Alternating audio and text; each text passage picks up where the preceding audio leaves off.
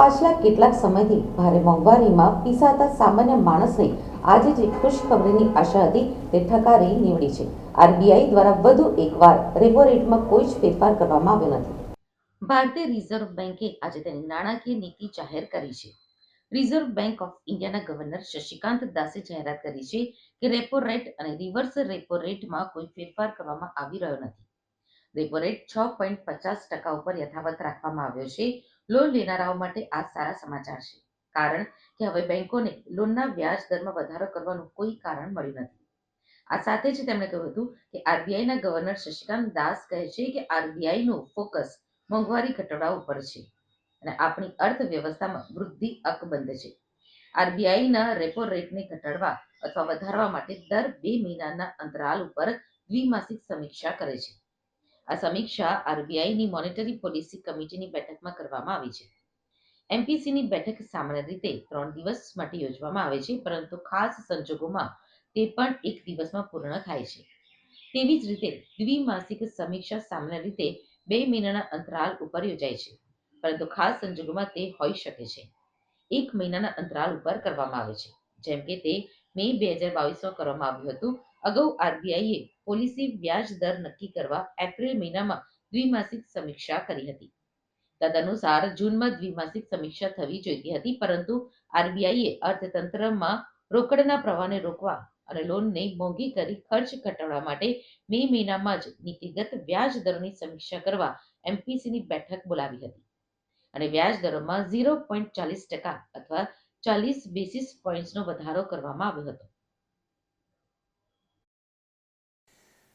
Monetary policy is important because it affects the life of people.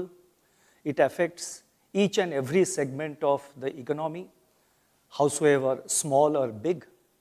It affects the vegetable vendors. It affects the big corporates.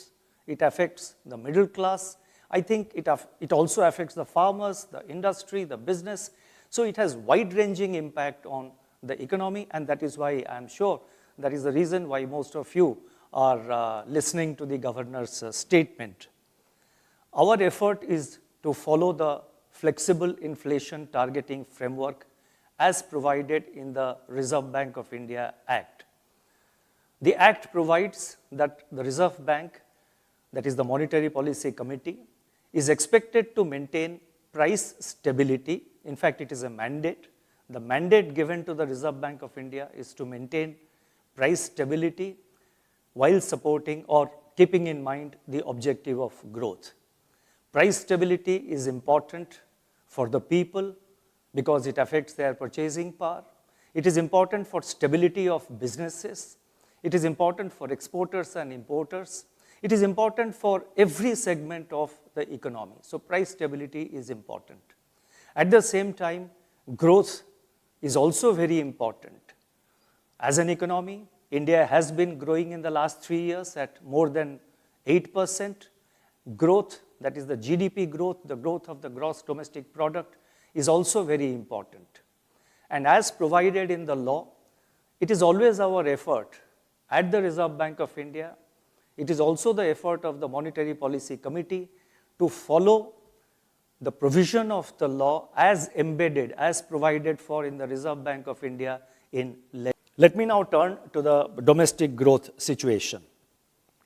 Growth in real GDP in the second quarter of this year at 5.4% turned out to be much lower than anticipated.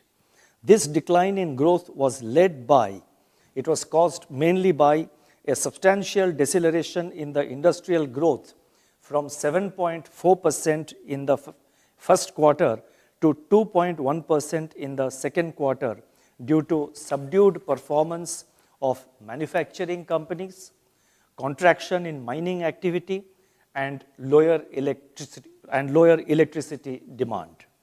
The weaknesses in the manufacturing sector, however, was not broad-based, but was limited to specific sectors such as petroleum products, iron and steel, and cement. Going forward, high-frequency indicators available so far suggest that the slowdown in domestic economic activity bottomed out in the second quarter of this year, and it has since recovered aided by strong festive demand and pickup in rural activities. Agricultural growth is supported by healthy kharif crop production, higher reservoir levels, and better rabi sowing. Industrial activity is expected to normalize and recover from the lows of the previous quarter.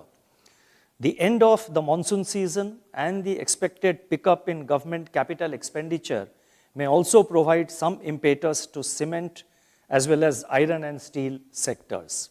Mining and electricity are also expected to normalize post the monsoon-related disruptions.